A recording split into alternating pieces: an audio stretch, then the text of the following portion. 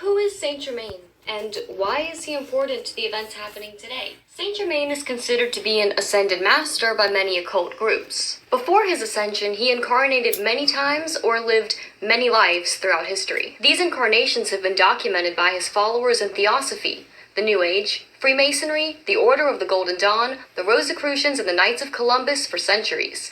He is considered to be the true sovereign Grand Master of both Freemasonry and the Knights of Columbus. Some of Saint Germain's alleged incarnations include the High Priest of Atlantis, Thoth, Hermes Trismegistus, King Solomon, Plato, Merlin the Magician, Christopher Columbus, and Francis Bacon, to name a few. The idea of random incarnations or reincarnations cannot explain why he was so many influential characters. A better explanation for his many lives is that he is a powerful entity, most likely Gadrael, and he uses what's called overshadowing or channeling to take control and guide humans at various points of their lives to influence the events of history. I discussed Gadrael in my last video. Who is Lucifer? He is Lucifer. I showed you that Lucifer's name is written in the first book of Enoch, and this is the one that showed all the deadly blows to the sons of men, and he led astray Eve. Since Lucifer is not a name, but a title, the angel associated with being the light bearer or the giver of knowledge, or enlightenment, is called Gadrael. That information, along with the names of the other fallen angels, as well as countless other important historical events, has been withheld from us by the dark occultists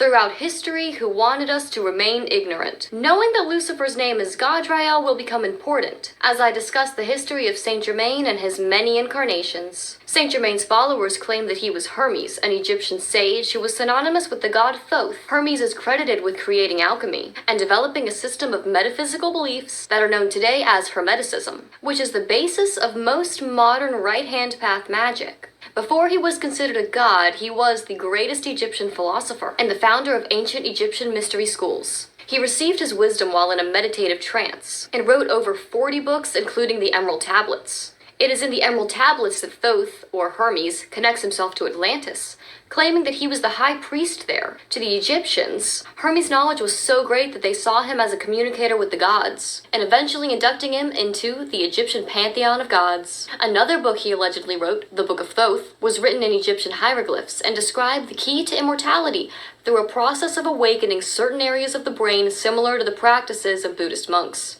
Alchemy, taught by Thoth, is an ancient path of spiritual purification and transformation, the expansion of consciousness, and the development of insight and intuition through images and symbols. During medieval and Renaissance times, alchemy spread through the Western world and was further developed by Kabbalists, Rosicrucians, and astrologers, and other occultists. It functioned on two levels, mundane and spiritual. On a mundane level, alchemists sought to find a process to convert base metals such as lead into gold. On a spiritual level, alchemists worked to purify themselves by eliminating the base material of the self and achieving gold of enlightenment. Hermeticism teaches that energetic evolution, or transmuting the body into a light body, is the true meaning and purpose of life. In my opinion, this is like saying that you save yourself through your own works. Now I'm going to try to show you that the New Age movement fulfills a need in a world that has rejected Jesus, but seeks to fill the spiritual void left behind. And before you turn this off, let me just say that if you were a victim of religious abuse through the church or your family, then I'm sorry.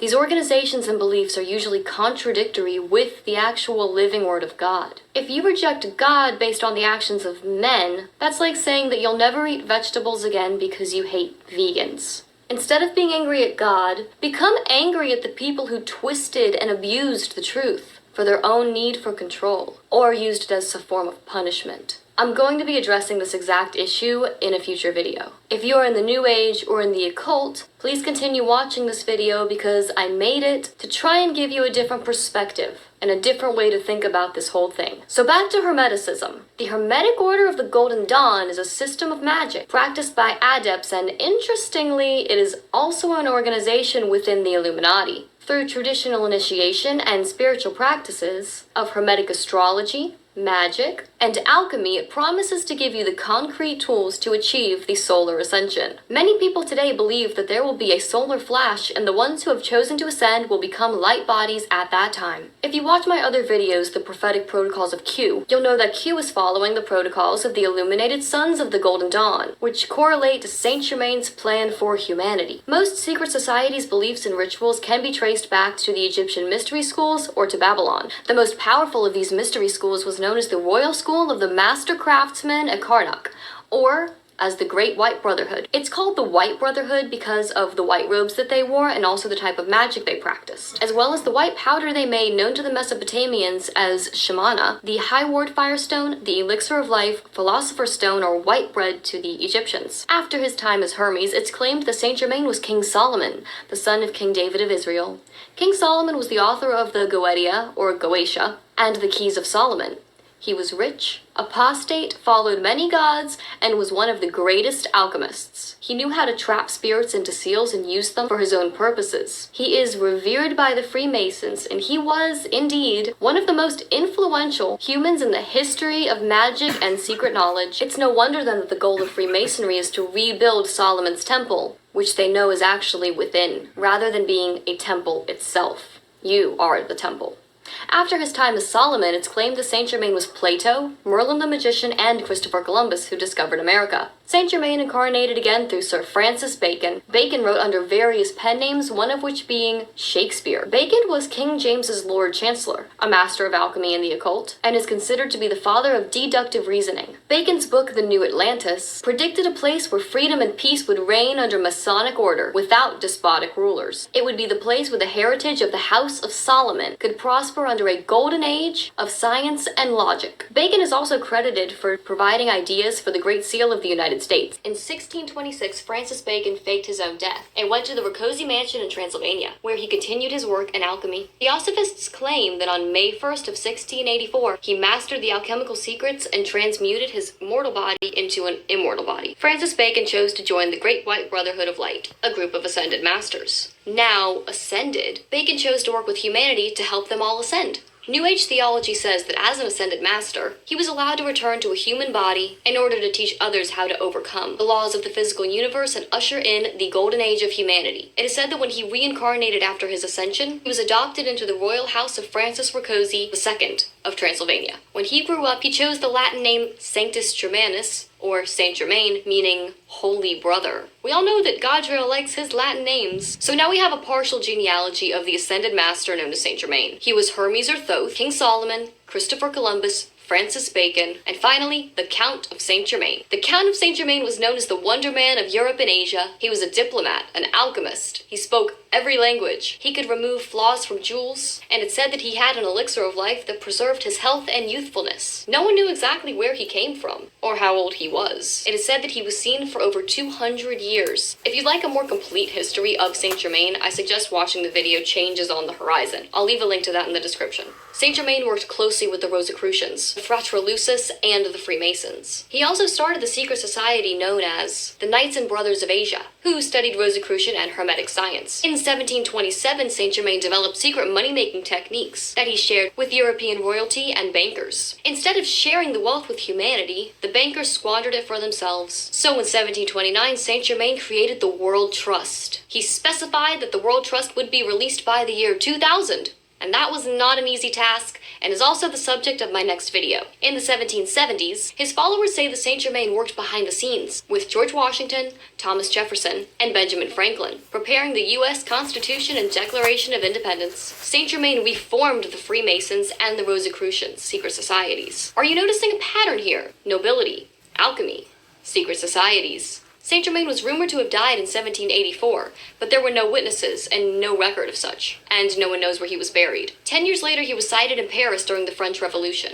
Voltaire once said, "The Count of Saint Germain is a man who was never born, who will never die, and who knows everything. An effort was made in the 1800s to eliminate Saint Germain's name from modern Freemasonry and Masonic literature when the Freemasons were taken over by a darker faction that was more interested in creating despotic rulers than in helping people ascend. The new, darker faction of Freemasons followed the protocols of the Learned Elders of Zion, which are the complete opposite of the teachings of Saint Germain. Despite their attempts to erase Saint Germain's name from all of their lodges, the letter G still features prominently in Freemasonry's most recognizable symbol, the square and compass. Masons give several answers when asked what the G stands for. God, the great architect of the universe, the generative principle. Wouldn't it be interesting if the G stood for Germain, or, ultimately, Gadrael? Because the name Gadrael literally means builder of God or mason of God, to me, the G could very well stand for the hidden name of God, their God, Gadrael. Speaking of Freemasonry, the Jewish year 5776 started on Yom Teruah, which was September 13th of 2015. Now, this is a very important year for Freemasonry, which has its own calendars,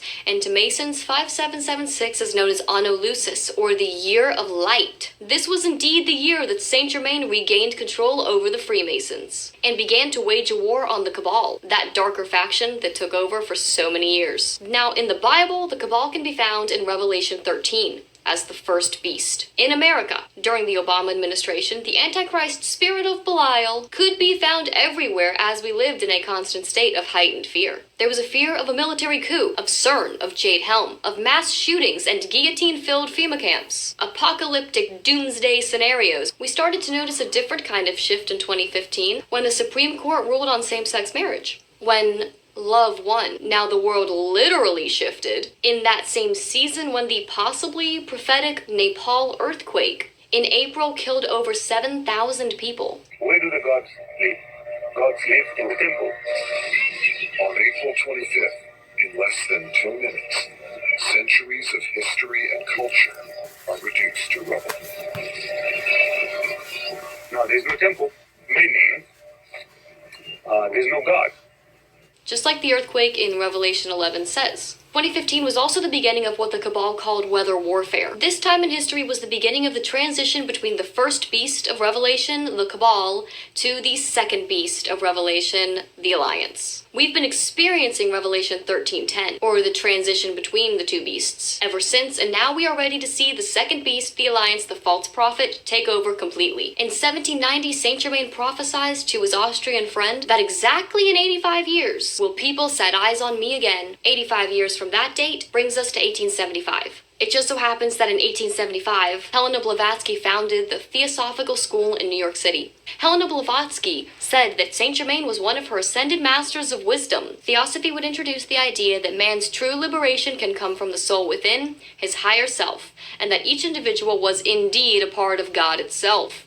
Blavatsky's works revealed the existence of the Great White Brotherhood of Light and its hidden hand in moving the course of events throughout history. In the late 1800s, Blavatsky gave a clue as to who she followed when she published a magazine called Lucifer. The idea of Christ consciousness is very popular today thanks to celebrity Kabbalists like Deepak Chopra and has its roots in Theosophy. Achieving Christ consciousness is essentially the same thing as enlightenment. It claims that you were created by God, and for that same reason, you are God. Now, while any philosophical idea can sound good, don't get caught up in the wordplay. Anyone could argue the exact opposite. For example, if God created you, then you are artificial. The way I, a computer programmer, would create a character. That character I create does not exist outside of its own game. I am still God, and they are not, even though I, God, created them. Not to mention that Christ consciousness sounds suspiciously familiar. As it says in Genesis 3:5, "Then your eyes shall be opened, and ye shall be as gods." It's important to make this connection. We know the Gadrael was in the garden when he uttered this first lie, promising Eve that she would be like a god through enlightenment. Now we see that this same lie has stayed the same for centuries and has been peddled throughout time by the same character, Gadrael, who was Thoth, Hermes, King Solomon, Francis Bacon, Christopher Columbus, and Saint Germain. Regardless of the name, the entity known as Gadrael, the serpent, that old dragon, Lucifer, has constantly been guiding us into believing the same lie. In the early 1900s, the basis of the I Am movement was given to the founder, Guy Ballard, by channeling Ascended Master Saint Germain.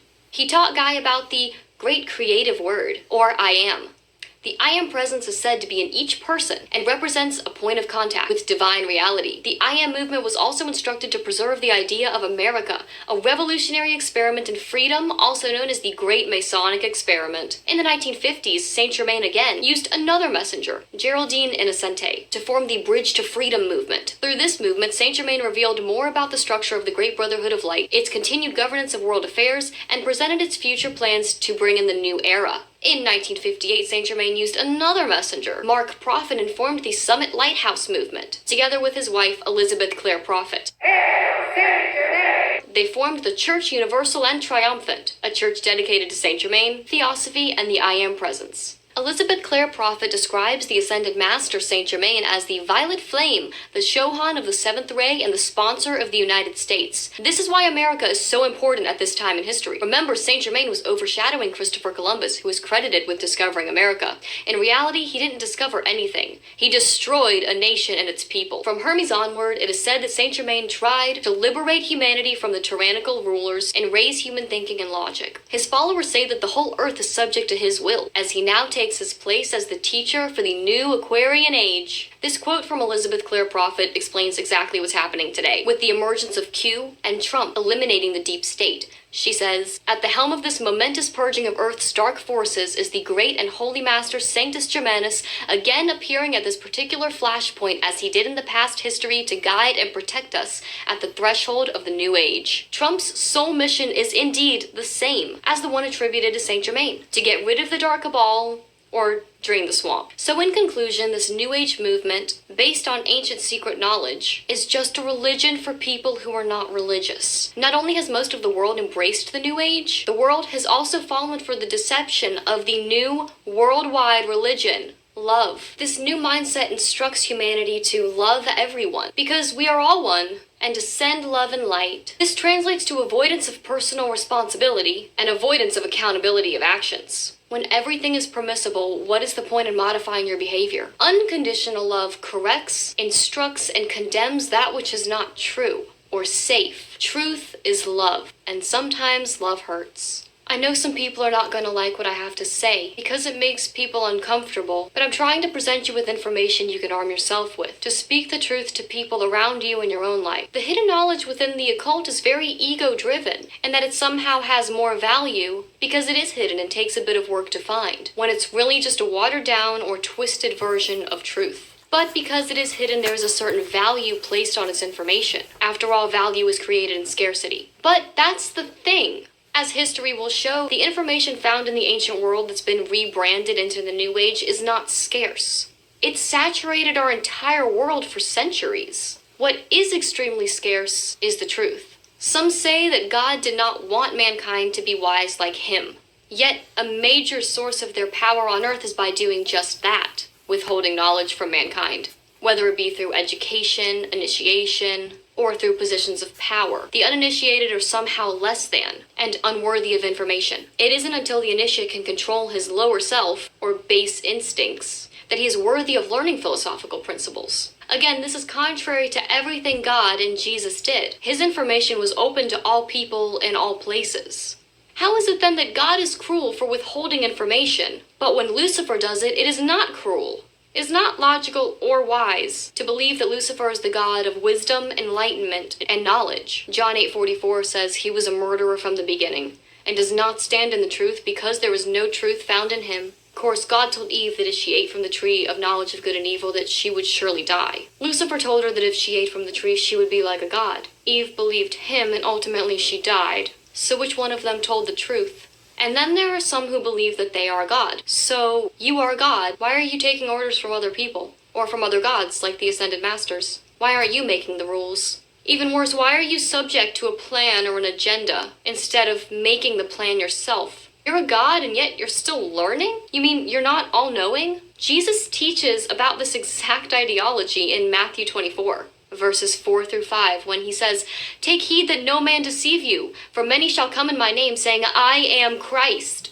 and shall deceive many." In verse 23, he says, "Then if any man shall say unto you, Lo, here is Christ, or there, believe it not.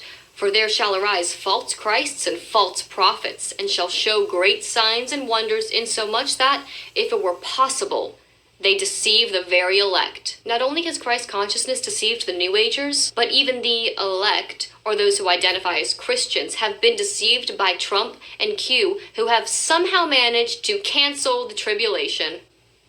Now, if you believe yourself to be godlike, such is the case with Christ consciousness, how is it then the events that are unfolding have been prophesized for centuries, correlating with the last hour of the last days, when the false prophet beast system has full control? You're in control, yet we're marching full speed into a monetary reset begun by none other than Saint Germain and his world trust? Again, our collective consciousness has not raised to a level of consciousness needed to achieve heaven on earth. Rather, we have chosen at a higher level to reject the truth, and that is why we are about to witness the most debated, misunderstood, and feared event in human history. I'm talking about the mark of the beast.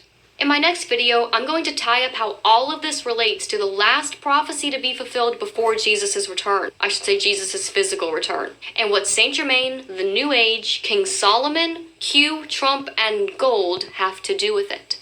And most importantly, what you need to know and what you need to do about it. Thank you guys for watching this video. As always, if you have any questions, please feel free to comment below. I'll see you in the next video.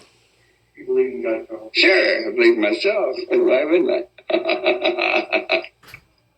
And Jesus is coming back everywhere, and nothing can stop it.